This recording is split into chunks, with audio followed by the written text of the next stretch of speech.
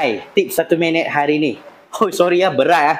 Okey, hari ni saya nak bagi tahu kepada siapa yang mileage dia dah lebih dalam 200,000, 300,000, 400,000 kilometer ataupun kepada pemandu Grab.